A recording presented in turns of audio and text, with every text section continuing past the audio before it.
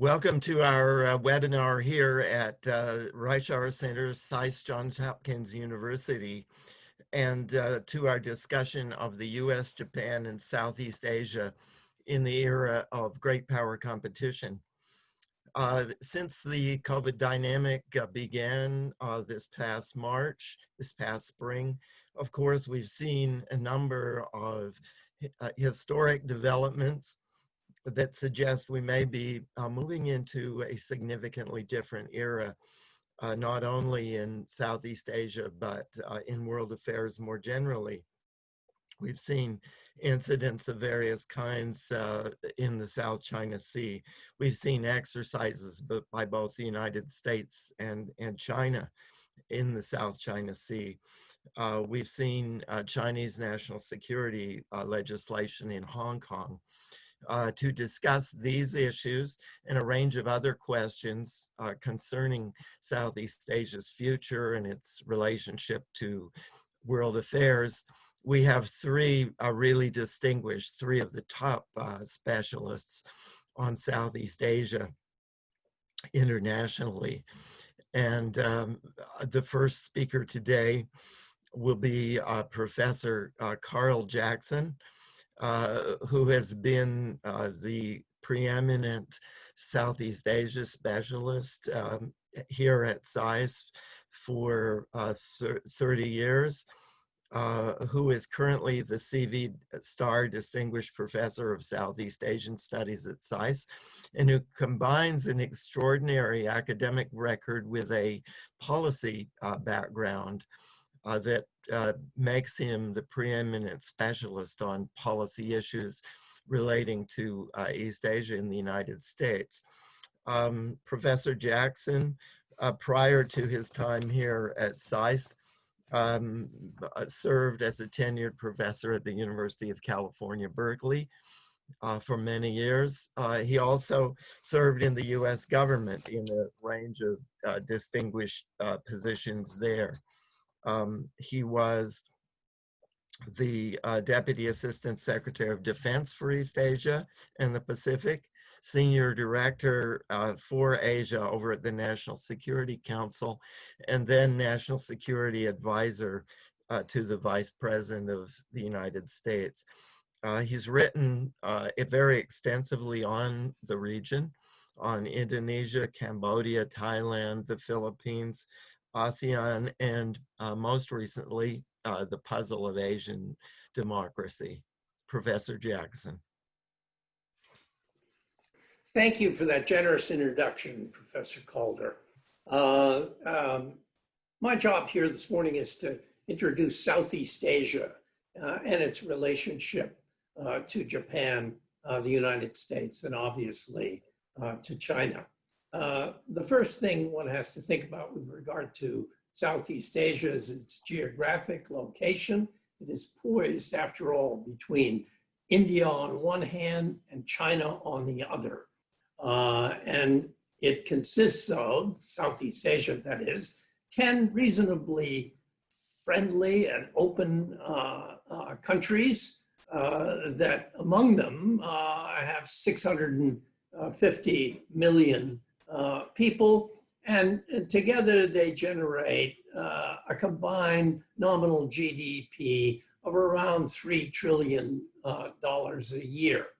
To put that in comparative perspective, that's almost the size of the Indian economy, and the Indian economy is now the 5th largest economy in the world, just behind Germany.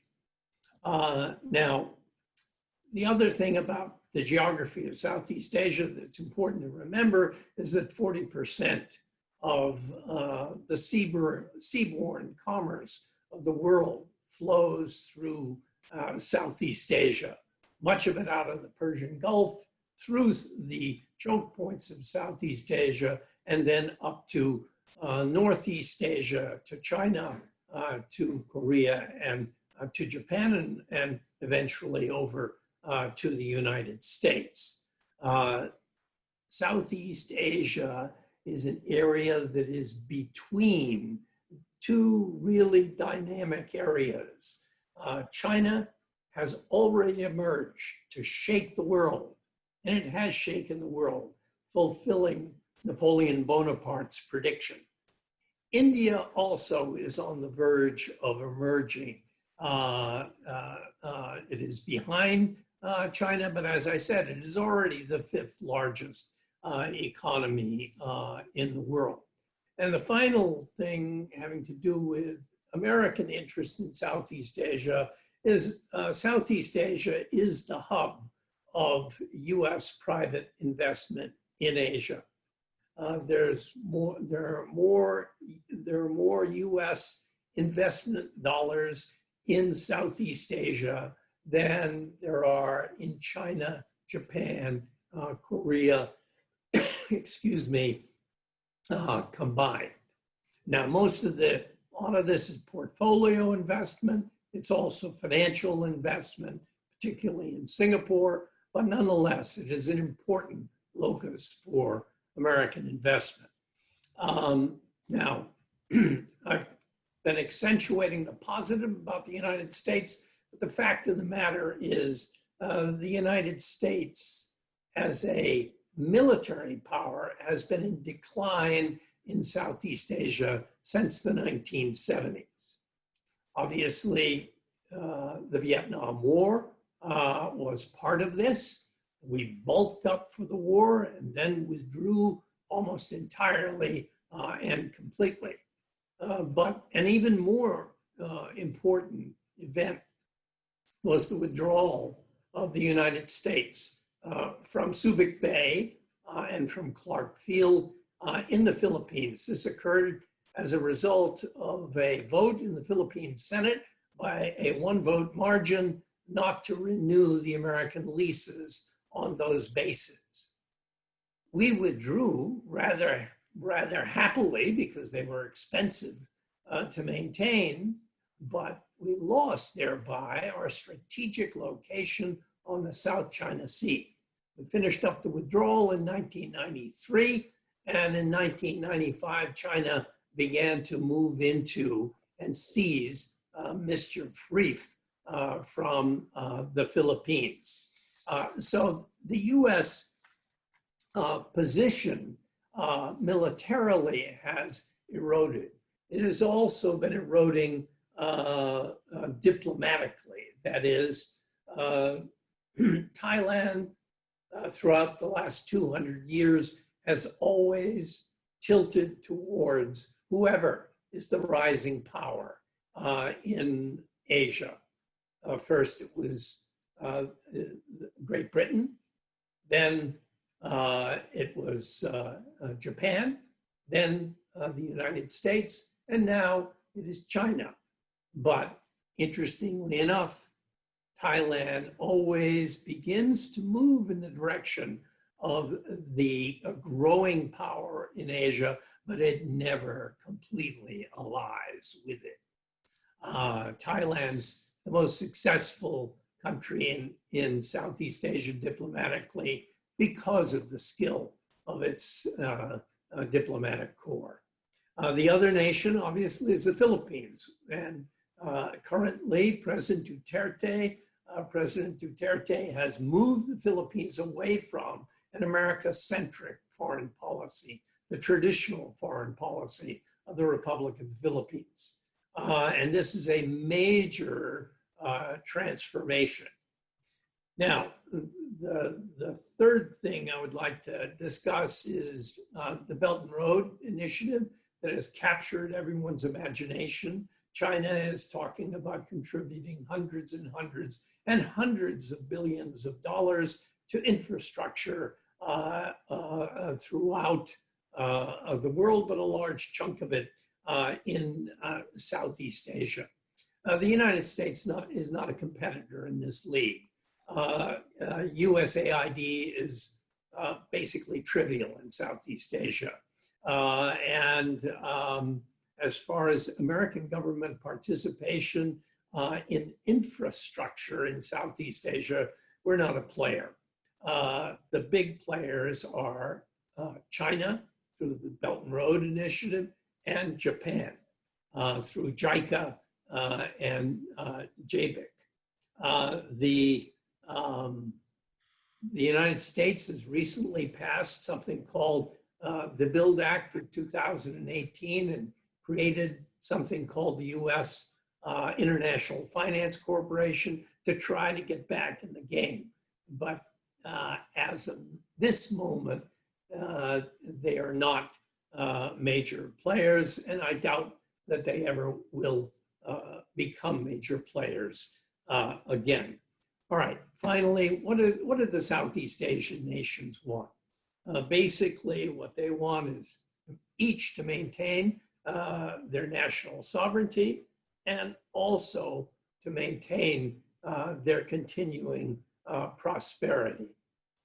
Prosperity for Southeast Asia depends upon access to markets, access to the China market, the American market, and the Japanese market, and to some extent the Indian market. But they want to get this access without losing their national sovereignty. And the tug of war that we're witnessing in Southeast Asia is between a China that wants to dominate the area and bring it ever so slightly, at least, under its control, and the nations of the area that wish to maintain their own independence and autonomy.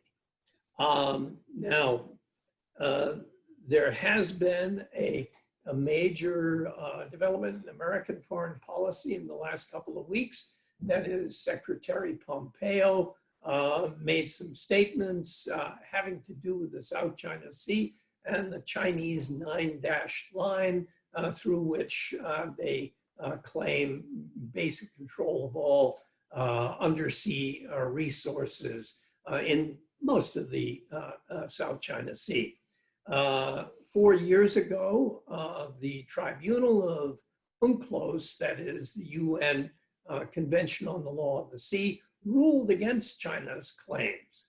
And 4 years have now passed, and the United States has finally fallen in line with really quite strong language behind the UNCLOS ruling. Secretary Pompeo on the 13th said that we are making clear Beijing's claim to offshore resources across most of the South China Sea are completely unlawful, and its campaign of bullying, as its campaign is of bullying them in reference to the Southeast Asian nations. Quote, the PRC's predatory world view has no place in the 21st century. These are very strong words.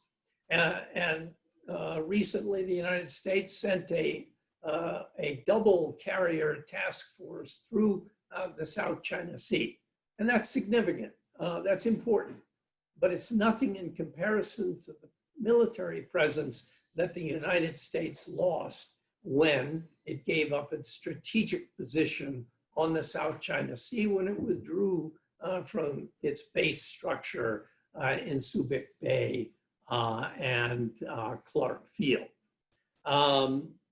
Americans are protesting about the illegality of what China is doing in the South China Sea, and that is as it should be, because it is illegal. However, what came to mind when I saw Secretary Pompeo's remarks was the way Napoleon reacted when he was admonished by the Pope of the Roman Catholic Church. He retorted, how many battalions does the Pope have?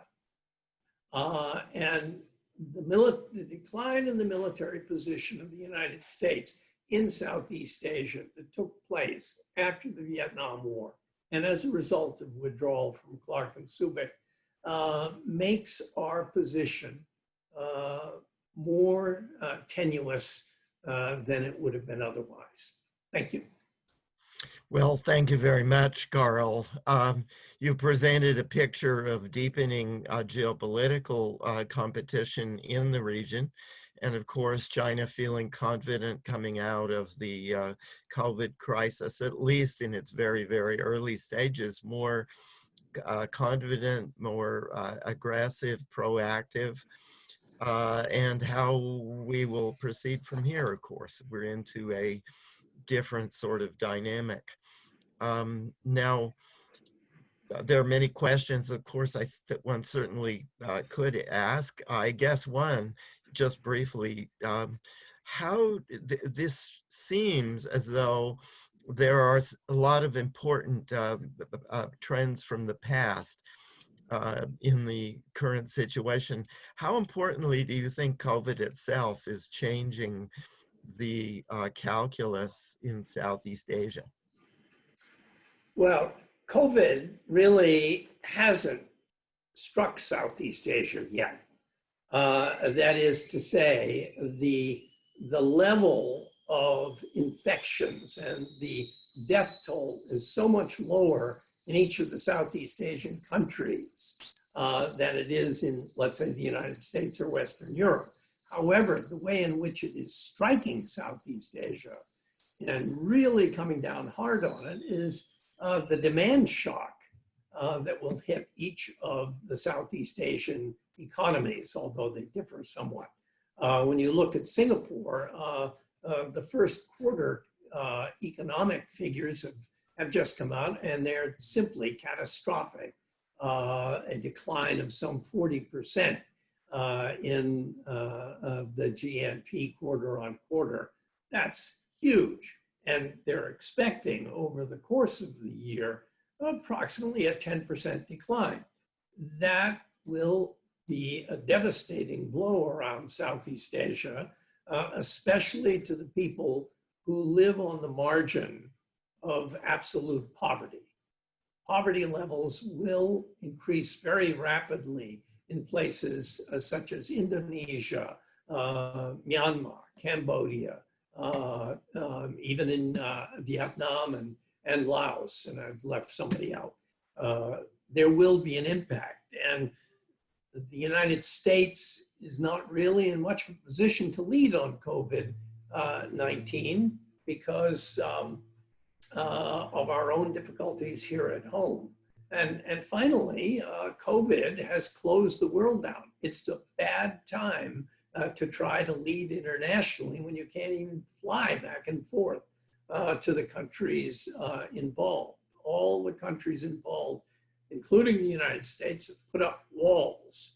This is an isolationist impulse that I hope will abate once the disease comes under some kind of control.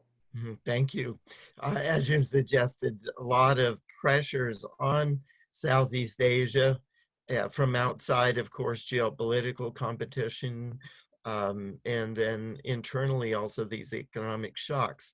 Now, to look into a little more detail into the political situation in Southeast Asia, we have a very distinguished and a person with unique expertise who's present here in Washington, D.C. Right now as the Japan scholar with the Wilson Center's Asia program.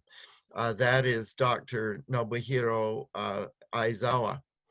Professor Aizawa also is a distinguished Southeast Asia specialist in Japan. He has been a visitor at Cornell University, also Chulalongkorn University in Bangkok. He's been a professional researcher with the Institute of Developing Economies of JETRO, just outside Tokyo. And now he has a PhD from Kyoto University's Southeast Asian Studies, which of course is very distinguished, and is currently teaching at the Kyushu University's Department of Cultural Studies. He's a specialist on Southeast Asian politics. And Professor Aizawa, how do you see the political situation in Southeast Asia now in the wake of these new pressures that are operating on the region and what Professor Jackson has discussed. Thank you very much, Professor Calder, for the generous introduction. Yes, you're right. The current Southeast Asia is now in a very unprecedented challenges, not only with the COVID, but also because of the ongoing like climate changes too. Many has lost attention to climate changes, but those record high rainfalls are causing a lot of damage.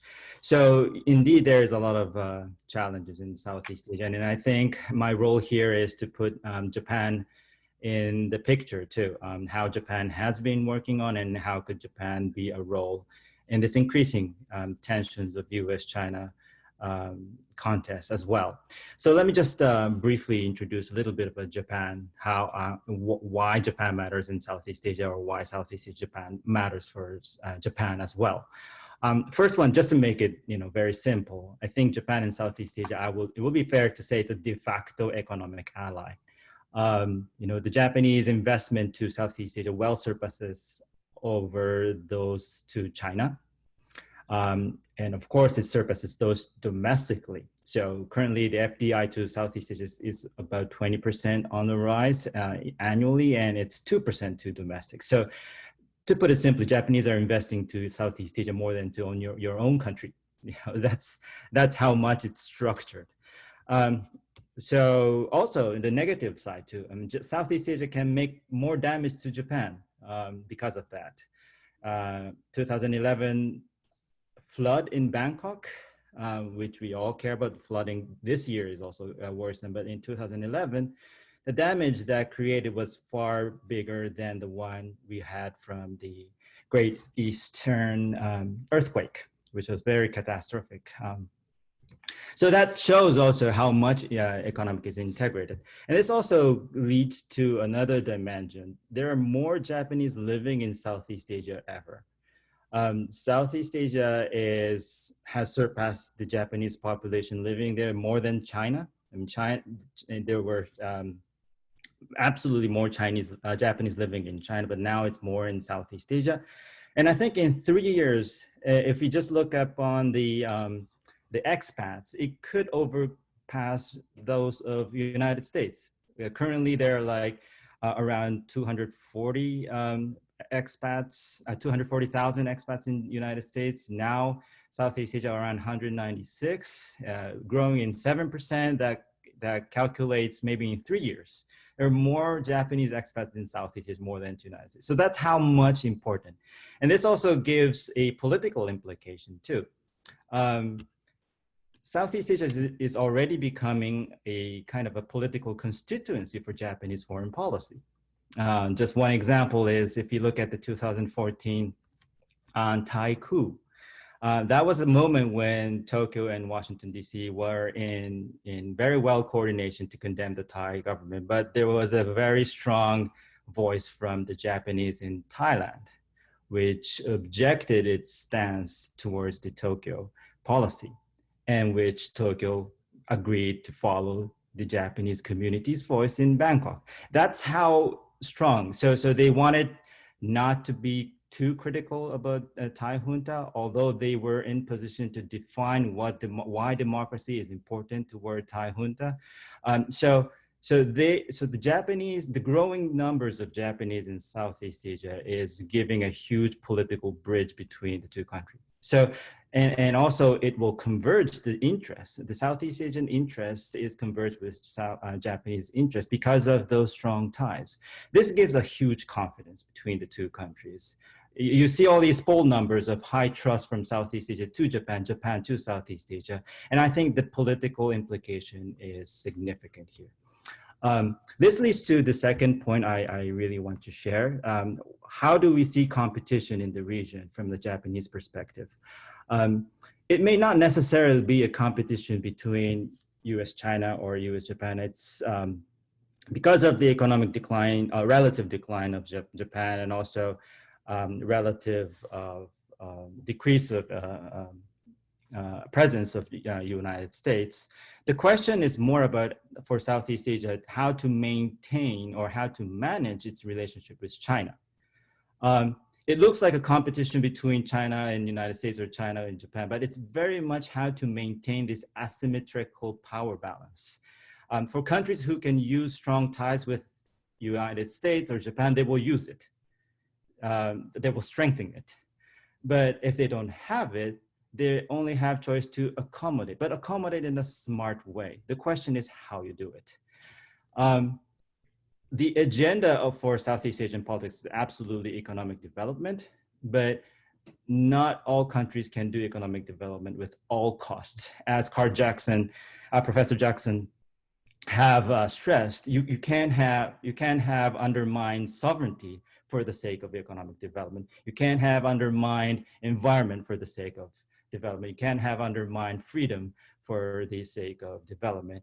Every country has to have a balance, but the toolkit is not always there. So the Japanese, yes, the JICA and JBIC is a big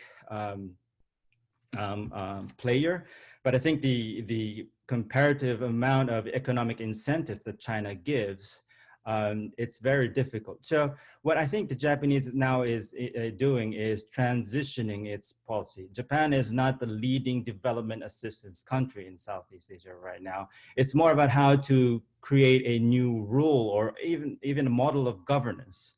I would say that competition is not too bad. Japan cannot compete with China in terms of size of money that they can assist. But I think the way they use the money can have a say in the region. Just give you one example. I talk about the climate change. So I think these kind of natural disaster mitigating governance, I think Japan shares a lot with Southeast Asian countries. We share a lot of geographical risk. Southeast Asia has the same, volcanic, earthquake full landscape with high ratio of flooding. And that's pretty much the same. How you manage that in an urbanized society, for example, the size of urban zone in Southeast Asia is increasingly that of like the Tokyo, Yokohama region too. Those kind of governance model is very much well needed with a good advice. And I think that are the reason how you do it. The other part is, of course, when we talk about development, if you want to have higher pace of development, you see on China, Chinese model of speedy, high growth is of course attractive. But of course, if you look at this COVID and you have natural disasters and everything, the risk management is also as important to seek political legitimacy, not just growth. What that means is that you have to have a governance model that fulfill the people's satisfaction in a low growth mode. This is particularly important for the middle income countries like Philippines, like Thailand, like Indonesia, like Malaysia and Indonesia. They will not be in the position to grow like China or like in Laos or in Cambodia. How are you going to satisfy those low growth period? You have to have much better living standards, especially in the urban zones. You need more public transportation. Everybody can't own a car like it used to be. You have to have a better life with lower, properties at hand. How do you do that? Or, there are a lot of models like, better healthcare, better public transportation. I think those are the new type of Japanese involvement to Southeast Asia to not just to give a good standard of living for people, but also helping political legitimacy both to democratic society and authority. Third point I want to share is also how to go about the US-Japan alliances.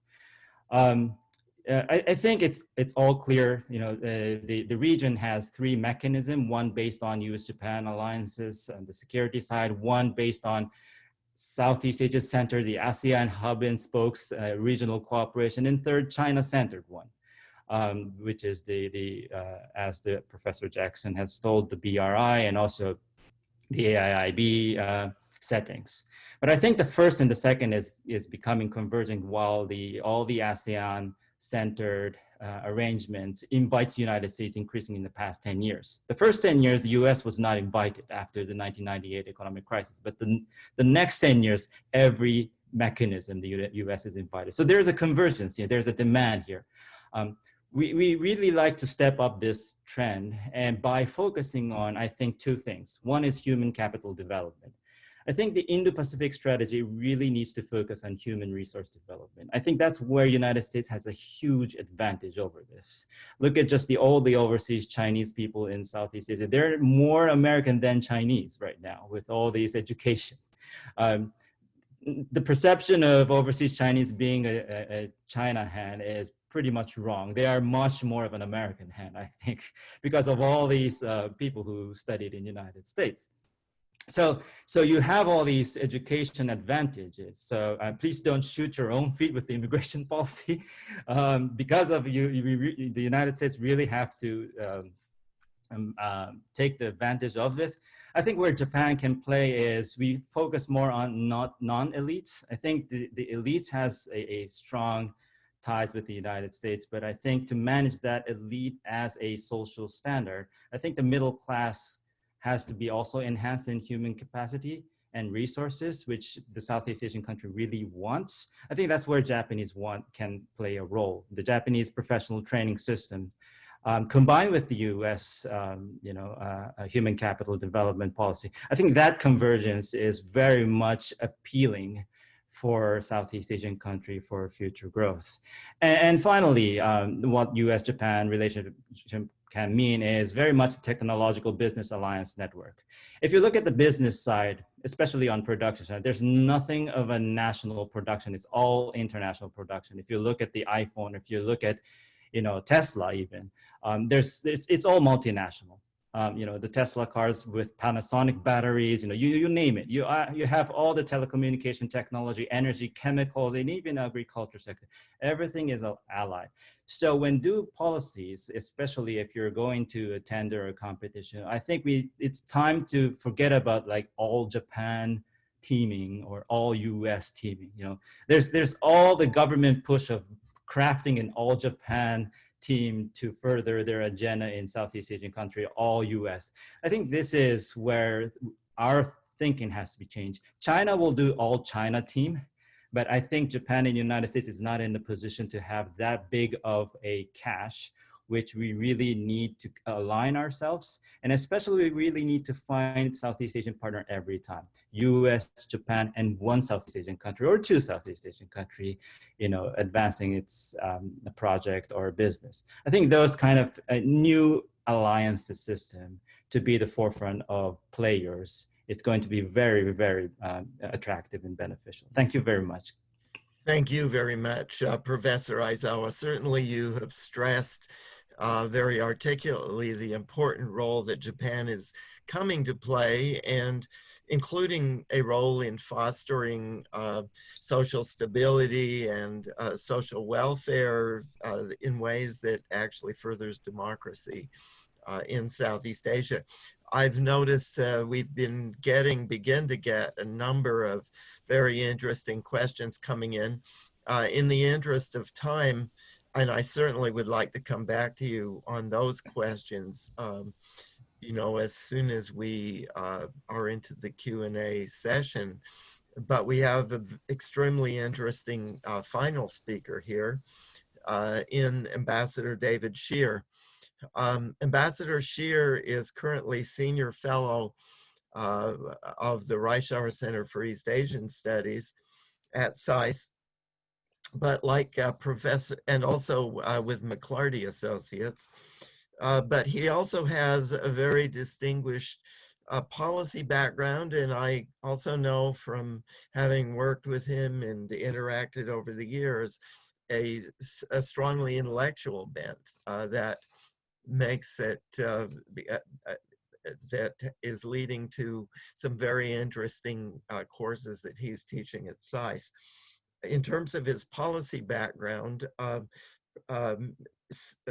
Ambassador Shear has served as Principal Deputy Undersecretary of Defense for Policy as acting, and then he also served as Assistant Secretary of Defense for Asian and Pacific Security Affairs. So like Professor Jackson, he has some distinguished background in the Department of Defense.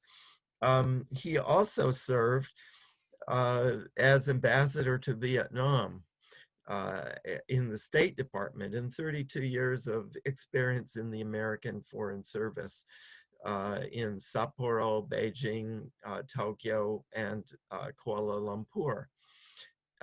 And so I think we have, as in the case of Professor Jackson, a very broad and comprehensive set of backgrounds that has both an intellectual dimension and a distinguished policy dimension.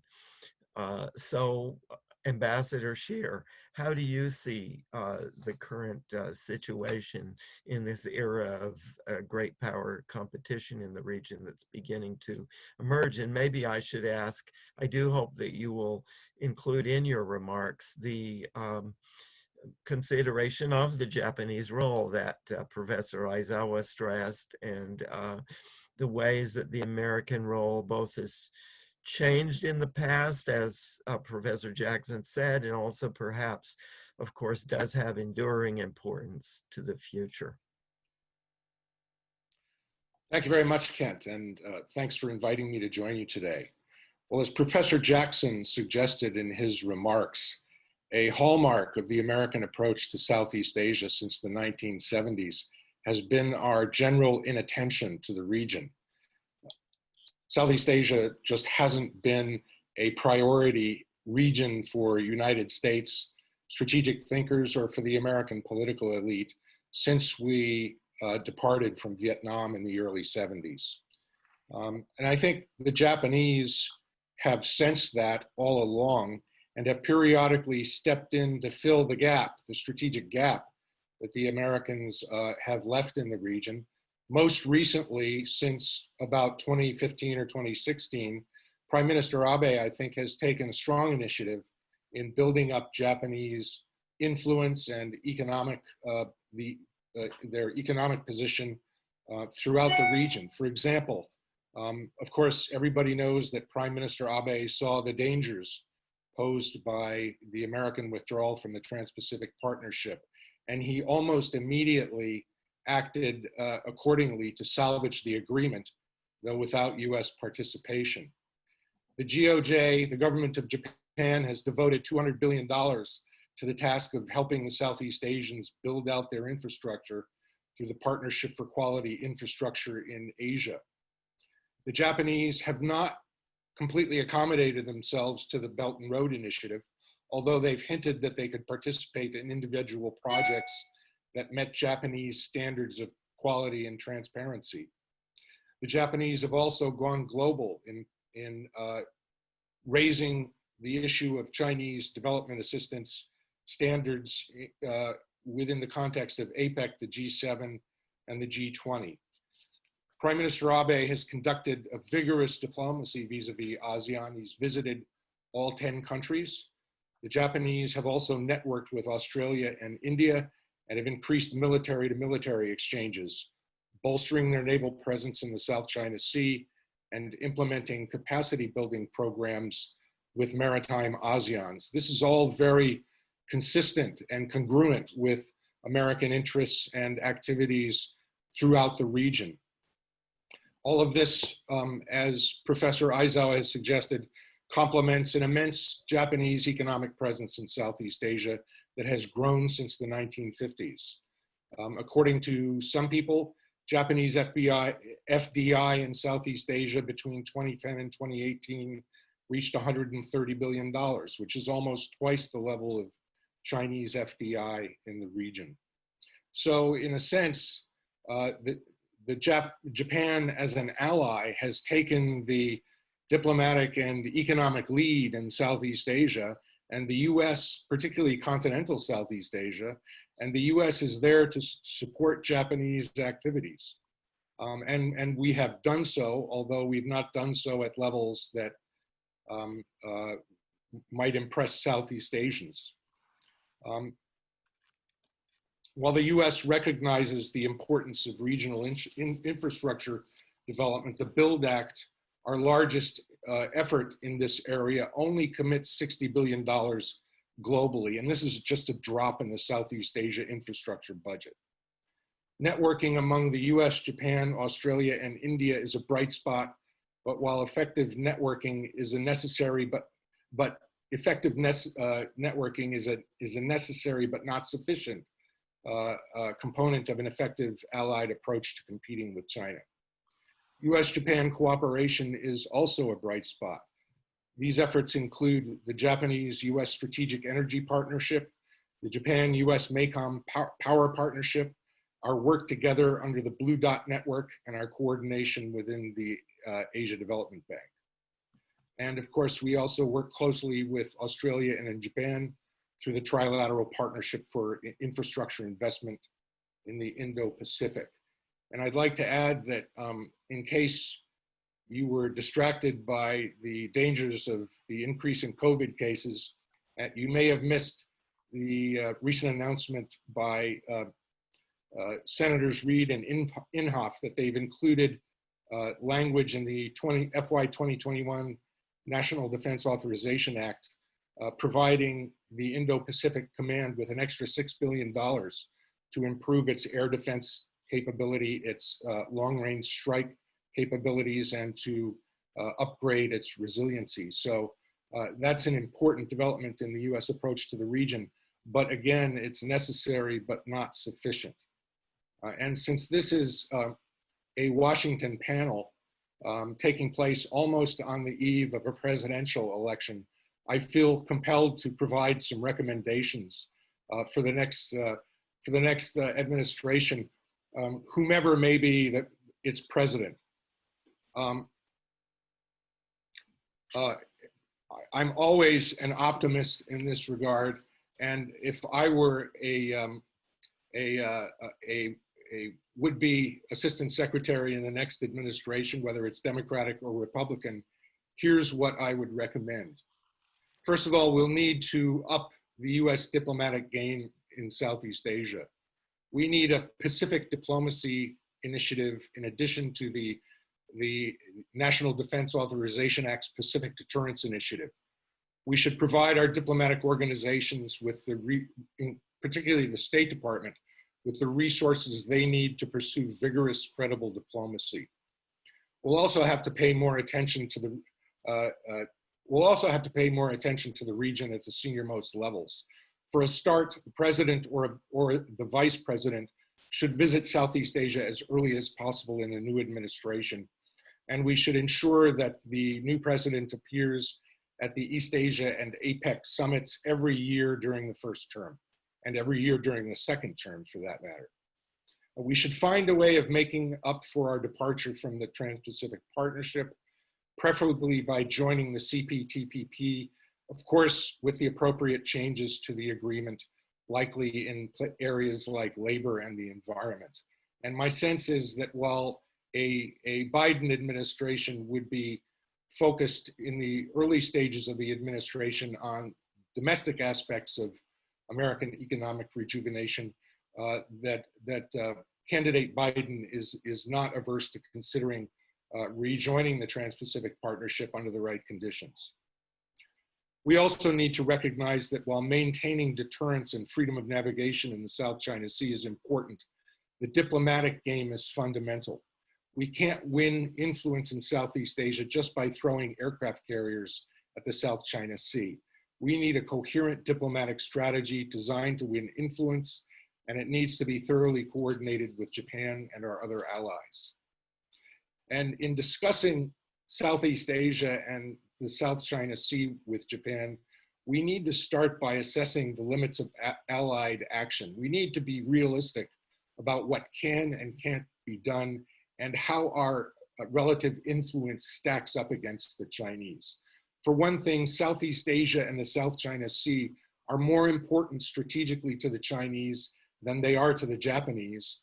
And the region is more important strategically to the Japanese than it is to the US. And when you get down to it, how important a region is to you determines the level of risk you're willing to assume on a given issue. And it's clear that the Chinese are willing to take on more risk in places like the South China Sea than either the United States or the Japan are willing to do. We should coordinate more closely between ourselves and with Australia and India on the substance of our diplomatic messaging on Southeast Asia. We need to ensure that we're coordinated issue by issue at the embassy level, not just in capitals. And at the embassy level, we need to coordinate and cooperate much more closely. My experience is that embassies can be much more creative and responsive to the immediate situation than capitals can. We should devise a multilateral push, including with our OECD partners, on the Chinese to adopt more global standards in development assistance. I don't think Beijing is monolithically committed to its style of doing development assistance. And that's evidenced partly by the influence Japan has had on China. The Chinese, during last year's Belton Road Initiative, announced they're interested in pursuing quality development, along with the Japanese in the context of the Belton Road Forum. If the fundamental game in Southeast Asia is one of influence, we should be working harder to cultivate local elites and overall public opinion in Southeast Asia. And in that regard, I think Aizawa-san's interest in human capital development is right on the mark. The Chinese are certainly cultivating local elites, and they're doing it, it's pretty clear that they're doing it through stealth, through bribery, and through other dark arts, with the help of the Belt and Road Initiative. We have to be able to counter this in ways that are consistent with our values. We have to co-opt Southeast Asian elites as we also cultivate overall public opinion. We're not going to be able to sit down with it. In the end, I don't think we're going to be able to sit down with the Chinese to devise a grand bargain on stability and order in Southeast Asia. I think a stable order is going to emerge from competition as we negotiate the main issues between us, among us in Southeast Asia, piece by piece, issue by issue. And this is going to take restraint. It's going to take a lot more attention in the US from the senior levels. And it's going to take willingness to cooperate with the Chinese and to compromise, not just to compete with them when necessary. Thank you very much. Well, thank you very much, Dave. You've really raised an interesting set of agendas, of course, of issues for the next year or so, and for the new administration. And just taking a look at the questions that we've been seeing coming in, there are certainly many that deal with that issue. But precisely because we're also looking at longer run trends in Southeast Asia, perhaps if we could turn to a few of the questions that deal with internal dynamics in the region, and then, of course, the very important issues that you raise in thinking about the next administration and where it will head on Southeast Asia. One, for example, that came in early on, this was a question to Professor Aizawa, had to do with population decline in Japan and how that might impact on Japan's role. Of course, he was suggesting that for a variety of reasons, all of us have suggested Japan's role is potentially quite important going to the future and perhaps rising. And he raised that question of demography. I wonder, do you have a quick reaction to that one? Yes, thank you very much, Professor Calder. Yes, that's a very defining factor for Japanese relationship with Southeast Asia. So one obvious thing that has been done is now it's not Japan helping Southeast Asia. with Southeast Asia helping Japan. So these are the new relationship, especially like look at Vietnam. Like the Vietnamese coming to Japan is the most growing foreign population in Japan. And that really changed the Japanese immigration policy in 2019. So Vietnam is changing Japanese design of how population management should be. This is a very new trend. The population decline means Japan needs more Southeast Asia. And that will give a Southeast Asian country a more comfortable relationship. It's not the Japanese bossing the Southeast Asia. Southeast Asia can boss Japan too. So there's more of a growing level playing field. If you look at the economic projection forward, yes, countries like Philippines, Vietnam, Indonesia are still young, but they're going to be old too, and they really have to prepare for that. So the population decline is not something in the far future for these young perceived Southeast Asian countries too, and they really need to prepare for that. So Japan needs people to come over. Southeast Asia needs to prepare for the problems that Japan is facing. So there's this mutual, new dimension of cooperation. It's not just about development. More symmetry. That's an interesting point, that the relationship will become more symmetrical That's definitely is going to happen. Yes. Mm-hmm. Good. Just a couple, maybe to relate these to, because they were questions that also relate to Japan's role. Let me mention them together, and then you could handle them perhaps as you wish. One of them was the question of multilateral institutions in the region. Of course, preeminently the Asian Development Bank, and the potential implications for America's role and Japan's role in the region. Another question had to do with historical memory and the kind of impact, the residue that World War II continues to have in affecting Japan's relations with Southeast Asia. How do those two sort of sets of factors affect how Japan and Southeast Asia interact? Yes, thank you very much. So for ADB and other, for example, infrastructure cooperation, I think there is a trend of changing fields of development assistance. For example, like transportation. Yes, we have lost all these high-speed trains, I think, but those like big capital required development assistance is not going to be in the game of ADB or for JBIC JICA anymore as much as it did before. It's more on the high quality matters with more like highly standard regions in the country, which is the urban zone, for example. So if you look at the trend of the financing fields, you'll see much more, for example, in transportation into intra-city, like the subways and the light rail, more than the high-speed train that connects between cities. So there is if we focus on the high quality, there are fields that requires more high standards, which is the more population dense region. I think there is a difference that Southeast Asia chooses, like the funding from ADB to those higher risk zone. And for those big projects that is less of a risk, you don't have to have that much of a higher quality, but you need more cash and more speed. Of course, Chinese will be the better choice for that. Mm-hmm. So that kind of, a differentiating fields of investment might be getting coordinated, especially by the Southeast Asian Initiative as well. Mm-hmm. The other side of historical memory, this is a very difficult one to understand.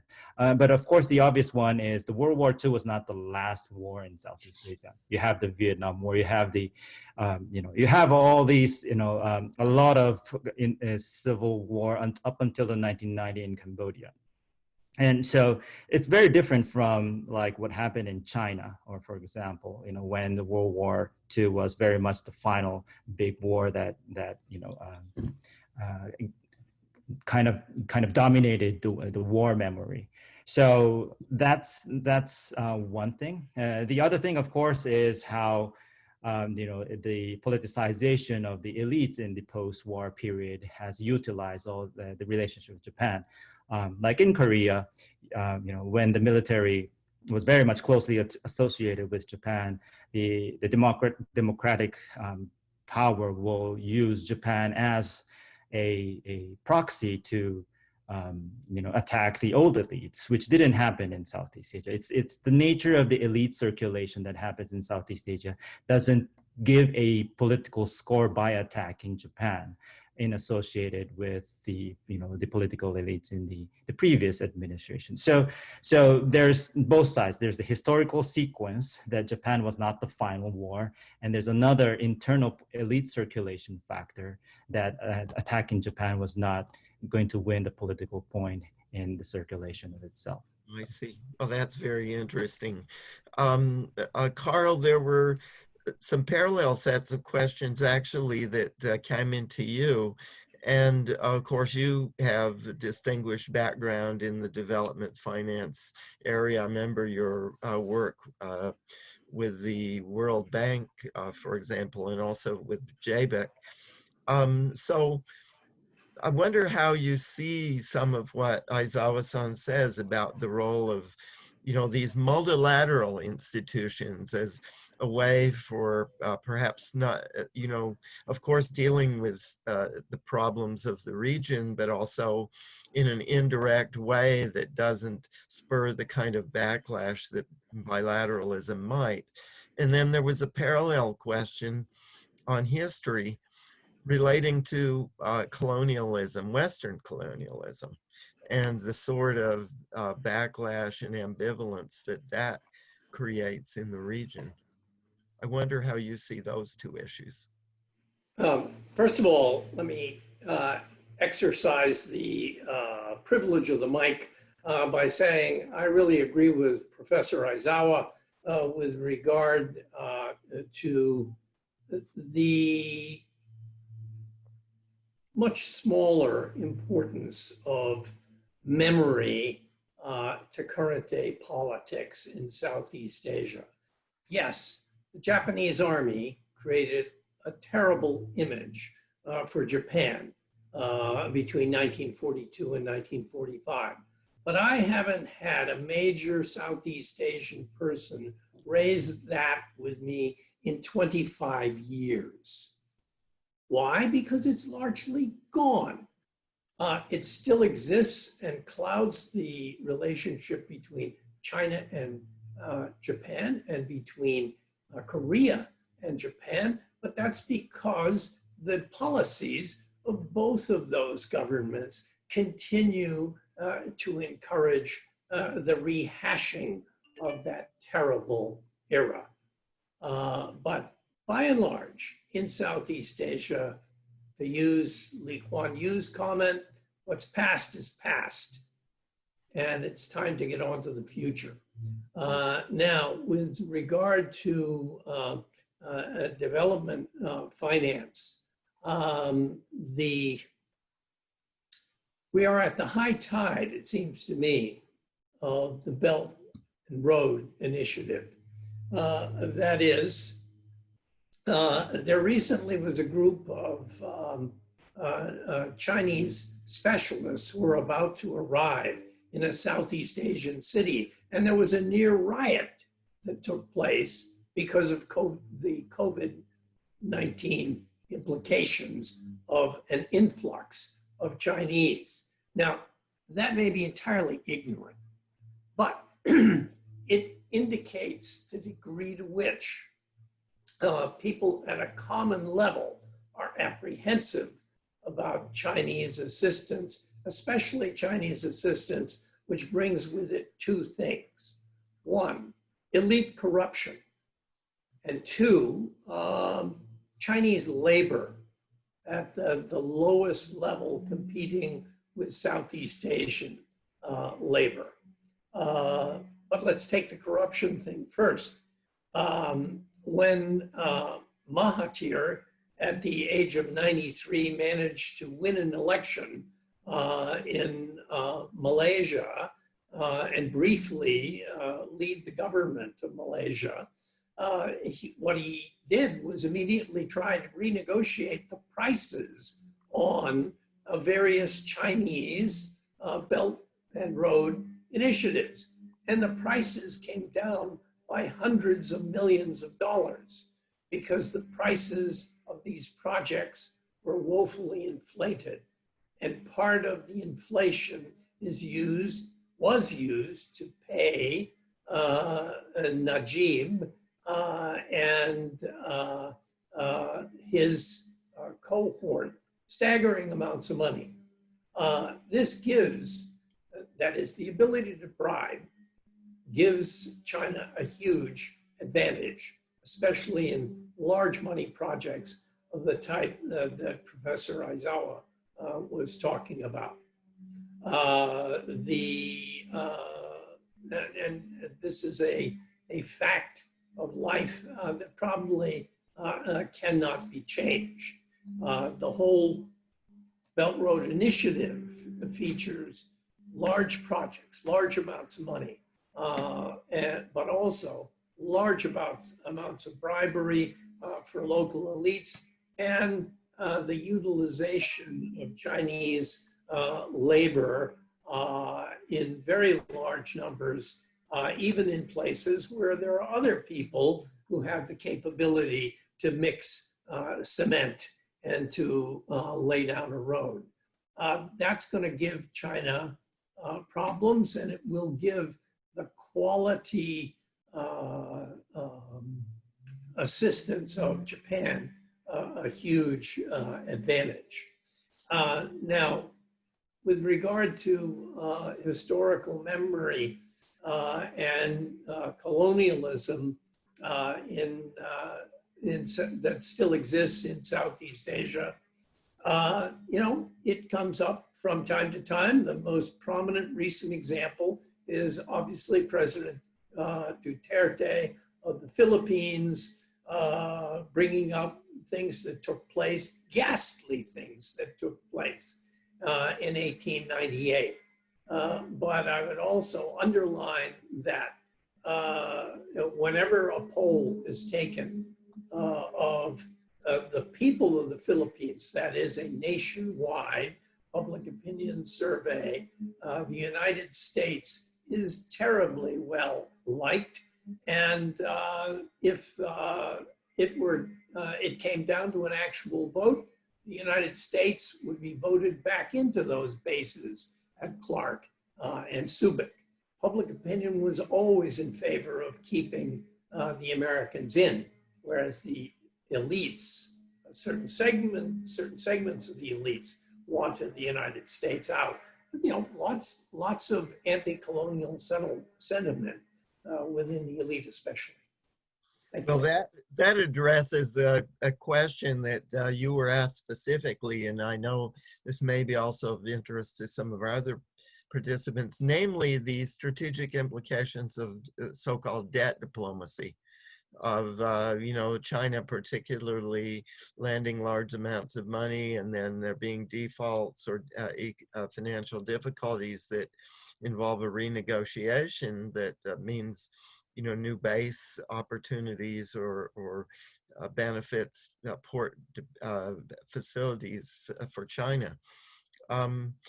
I suppose the implication of what you say is that of course, there's an issue of how strategic that is, but that's not effective in any case, or that the Belt and Road landing programs are not having major strategic implications.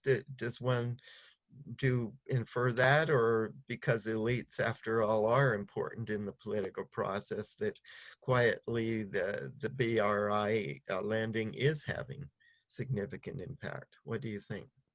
No, I think the Belt and Road Initiative has Asia transfixed at the present time, although elites are beginning to realize there's a downside in terms of the debt obligations that are incurred.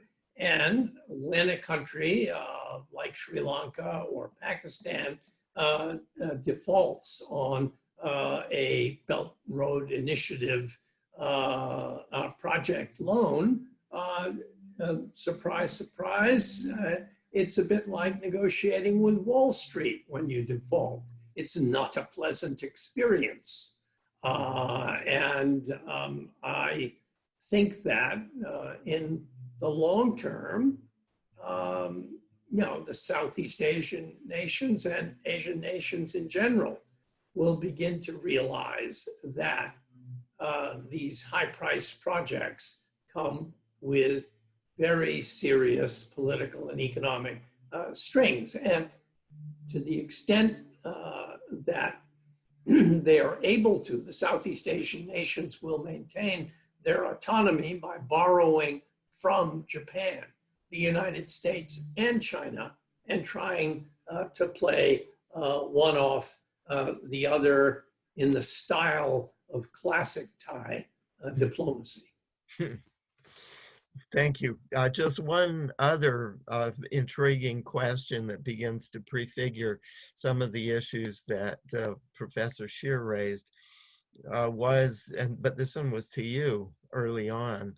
Will the you were talking about Secretary Pompeo and so on, and his recent statements. And so the question was, will the U.S. continue with the Trump administration's assertive policies if there were a change of administration in Washington? I think that what Secretary Pompeo has done sets a baseline that would be difficult for a subsequent administration to walk away from. That is, declaring something to be illegal. To walk away from it, you'd have to declare that it was indeed legal after all. No one wants to step up to that. No Democratic and no subsequent Republican administration. But there will be, in my estimation, under if Senator Biden becomes President Biden, there will be a softening of tone. There will be a reorganization of diplomacy along the lines suggested by Ambassador Shear. For those of you who have not had an opportunity to read John Bolton's book yet, I mean, it is a page after page of what I would refer to as foreign policy hell. That is the helter-skelter nature of the interagency process, the chaos of it all.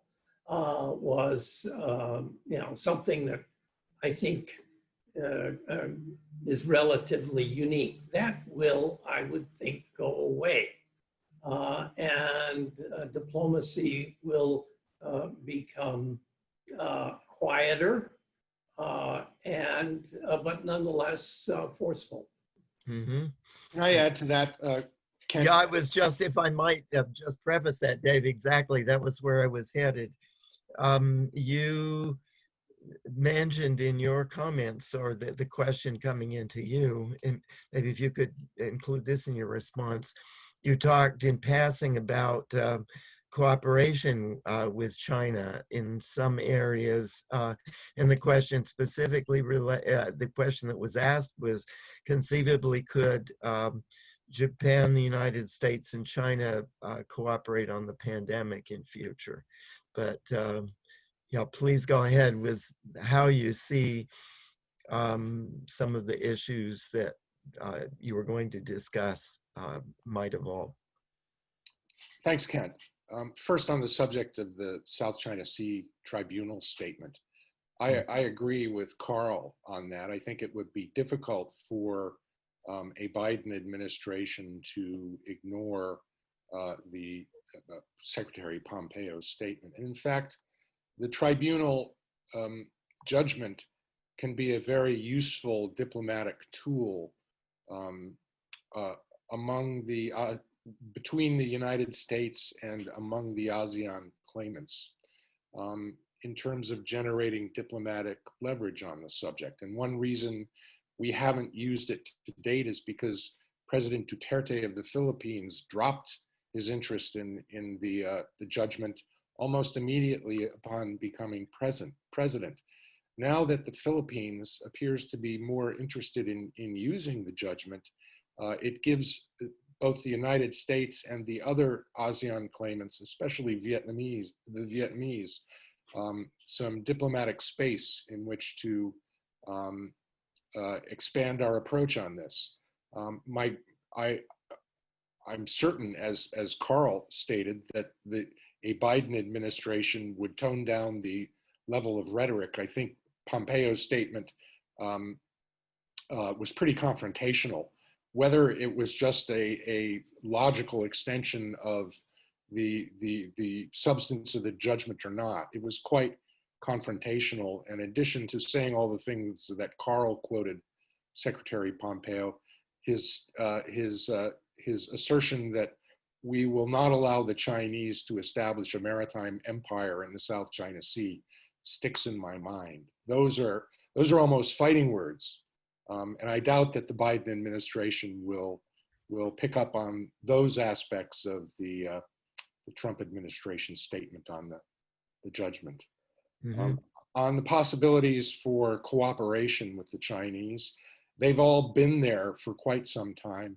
I think it's possible for the US, Japan, and China to cooperate on health. I think it's possible for us all to cooperate on the subject of climate change and climate change mitigation.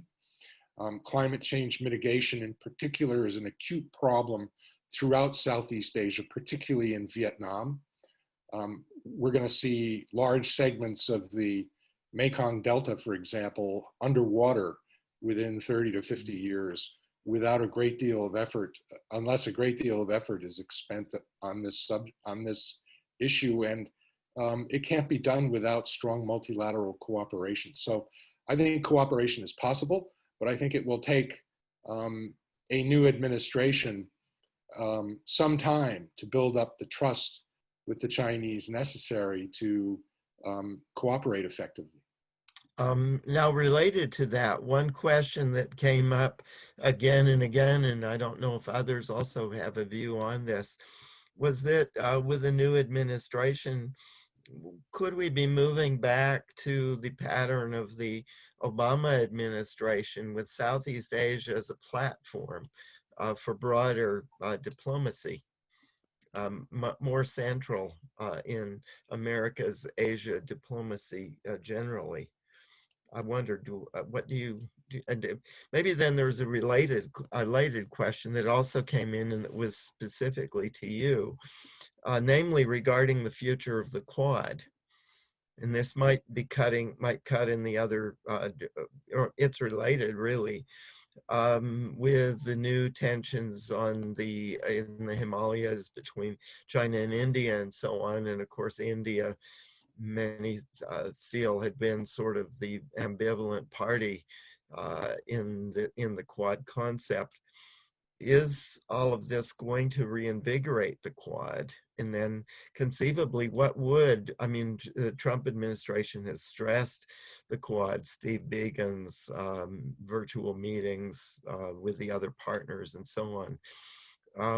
Would a Biden administration also what kind of precedence would it give, in short, both to Southeast Asia as a platform and to the Quad? Well, if I were an aspiring assistant secretary in assistant secretary of East Asian Affairs, been there and done that. I'm not. I would be telling a Biden administration that they need to remain consistent with the rebalance articulated by the Obama administration, place more strategic importance on Southeast Asia, with the understanding that it's unlikely that it will ever be the number one strategic priority on the U.S. list. Whenever East Asia comes to mind, the priority is in Northeast Asia, almost never Southeast Asia. And that's a reality I think we'll have to live with. I don't think the American political elite, let's put it this way, our approaches to Northeast Asia and Southeast Asia are quite different. We have strong allies and lots of forward deployed forces in Northeast Asia. We know why we'd go to war in Northeast Asia. That's probably not the case in Southeast Asia, where we have much fewer forward deployed forces, less capable allies, and we are less certain why we'd go to war, Secretary Pompeo's statement on the South China Sea notwithstanding. All of that will require not only an appropriate reliance on the military forces we can project into the region, but a much stronger reliance on diplomacy designed to win friends and influence elites. And that's something that we need to do not only in conjunction with our Japanese ally, but with our Australian ally and our Indian friend as well. And that's why I think the Quad will continue to be important. The Quad is in its infancy. Its goals are somewhat diffuse, but it remains a very important forum within which these four countries, which are quite like-minded on the subject of Southeast Asia, can exchange views. I don't think it's going to become a military alliance anytime soon. It may never become a military alliance, but the Quad certainly offers us a diplomatic platform that will allow us to better leverage the Chinese in the negotiation on various issues we'll conduct with them as we seek to establish a stable order in the region. Thank you. Now, there's one more pointed question that had come into you, and then I know on all of these broader regional questions, our other participants certainly would like to chime in. They would certainly have thoughts on that. But the question was about ASEAN, not simply, a return to the idea of Southeast Asia as a platform generally for policy, with the president participating or visiting and so on, as you had said.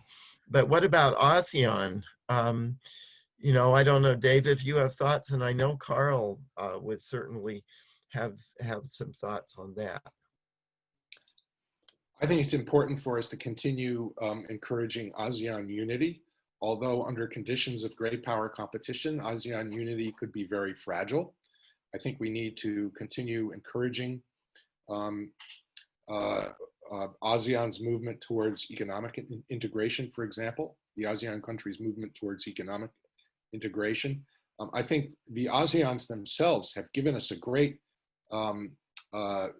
foundation on which to base an ASEAN-based diplomacy in the region, with the ASEAN outlook on the Indo-Pacific region that they issued last year.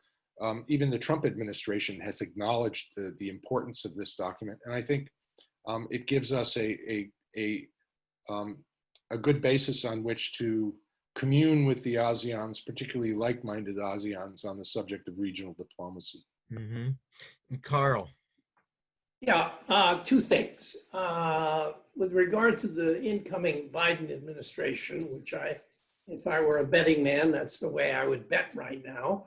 I don't think the isolationism of the Trump administration is going to go away immediately. The number 1, 2, 3, and 4 most important problems of the Biden administration will be internal and economic, as well as social. Foreign policy is going to have a subordinate position. This is not the height of the Cold War. This isn't JFK walking to the rostrum and delivering his famous inaugural address. No, that's not going to happen.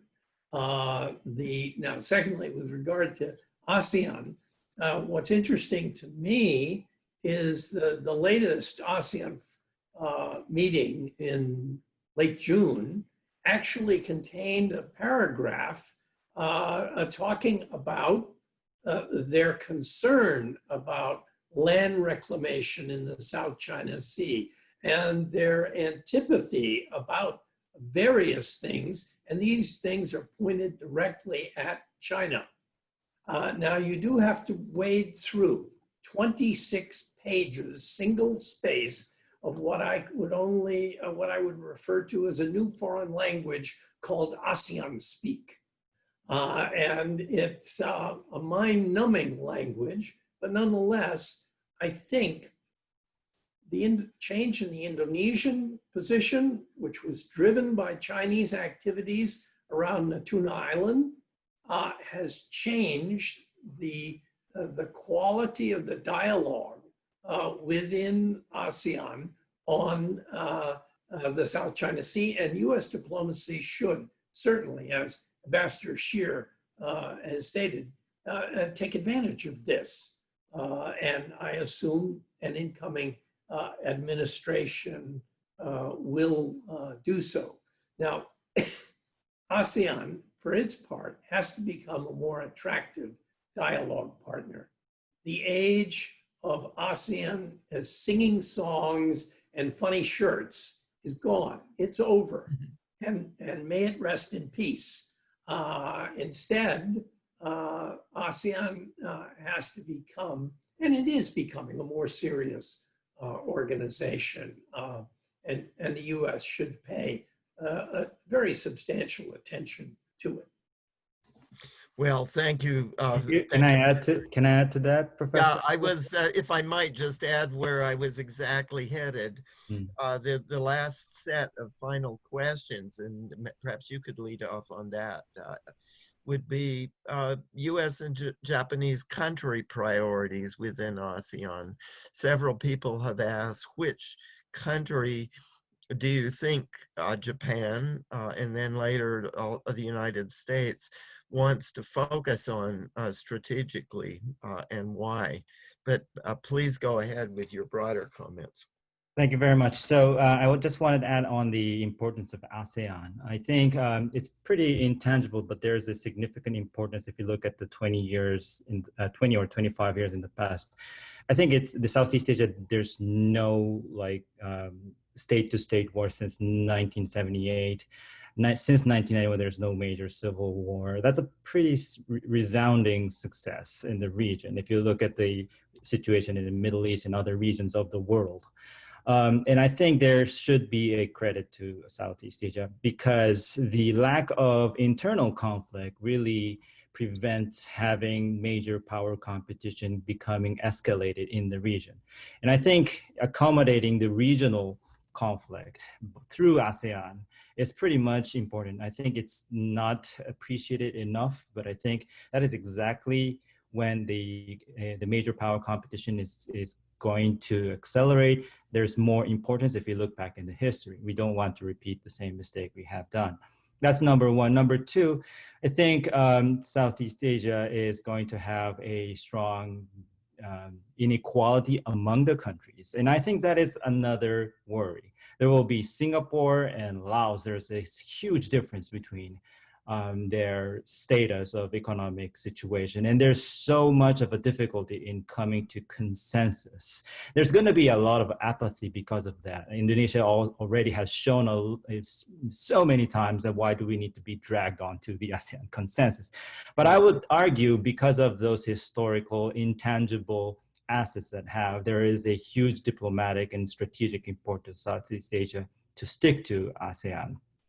Because of there's going to be a huge more trouble within, not to escalate that. So this goes to my second answer to your question, where's the priority? So I think Japan really needs to focus on addressing this inequality between the Southeast Asian country, which leads to helping the least, like the Laos and the Cambodia, which everybody sees it's already in the China's hand, but I wouldn't argue that way. They had to pursue that strategy because of the lack of Japanese, engagement or an American engagement. They didn't have the political choices. So if we are to be ready with the political choices, their demand is there. It's that we haven't stepped up to it. So that's definitely the one of the focus. I also want to point out that there will be, the choices will not be made by countries. It's not, we're not playing a game that one country paints. It's not a coloring book. You know, Southeast Asia, it's a strategic competition in a multi-dimensional way. It's not like a blue or red or black or white. You know, you can't paint one country that, oh, they're an American side or Chinese side. You know, there are, you know, they're balancing between security and economy. They're balancing between industry to service. They're balancing toward different part of geographical condition, be it littoral part and the mountainous side. So I think, you know, our policy focus will be, okay, let's focus on the maritime side first, and then on the you know, mountain side. I think those are the way that we will define. Yeah. Okay, thank you very much. Now that same question, just very briefly, because we're moving toward the end, to our other two commentators. I don't know, maybe Dave, do you want to go briefly first, and then Carl with some summary remarks at the end? Well, I agree with Professor Aizawa that this certainly is a multi-dimensional competition, and that the diplomatic trick is not creating the conditions in which Southeast Asians choose the American side or the Japanese side. The diplomatic trick is allowing them to maintain the balance, and allowing them to maximize their diplomatic options and their flexibility. And that's why when I was ambassador to Vietnam, one of my first successful pieces of sound bites was to state that the United States wants a strong, prosperous, and independent Vietnam. The Vietnamese certainly understand what independence means in this context.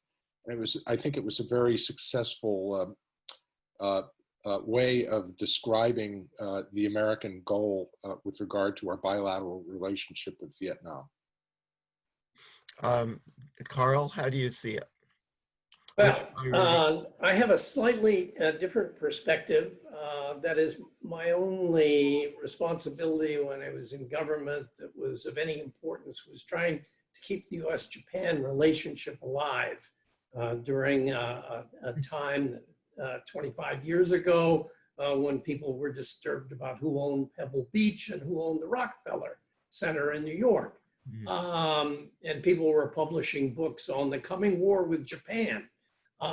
That time has passed, but what I came away from that service with was a profound respect for how Japan and the United States can operate quietly behind the scenes, and Japan can do things that the United States cannot. For instance, it is important that the newly found semi-autonomy of Burma/Myanmar be maintained politically in the United States. And this will be true even more so under a Biden administration. It's very difficult for the United States to be forthcoming with regard to Myanmar. This is something where we, sotto voce, should go to our Japanese colleagues and say, please, please do what you can to provide Myanmar with an opportunity to maintain its national autonomy and independence rather than becoming a sub-province of China. The same thing to some extent with Thailand, because of the fact that, you know, we don't like military governments, and we say so, and we have to say so. Well, these kinds of things where we can really cooperate together with Japan is the essence of Trans-Pacific diplomacy. And we did that when I was in government. It was great fun because of the fact that we could cooperate and trust one another in a seamless fashion. And if I could influence the policy of either the current government or the next government, it would be to place more emphasis on cooperating with Japan across the length and breadth of Asia. Mhm. Well, you've done a beautiful and eloquent job of summarizing. There's not a great deal that I really could add, perhaps to call our attention to the challenge of stability, particularly in an era of COVID and all of the uncertainties that it creates.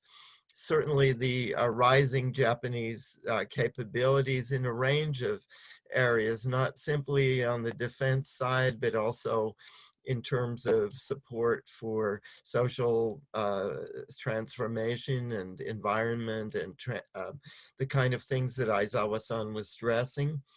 The world is changing, and yet even institutions, as Aizawa-san also pointed out, like ASEAN, that actually, despite a low profile, may have functions in muting the pressures toward great power rivalry intruding into the region that might otherwise exist. And then coming back exactly to the theme, Karl, that you gave us and presented and that you worked so well on, namely the intricate, much of it quiet cooperation between the United States and Japan. To ensure stability for the future in Southeast Asia. So thank you. I know we've had a large audience and it hasn't gone away, which I'm happy about. A lot of stimulating questions. And we don't really have a good way to do applause in this virtual world, but I know all of us appreciate the insights of our three presenters here today, and also for our international audience around the world. Thank you very much for participating, and looking forward to continuing this dialogue. Thanks again.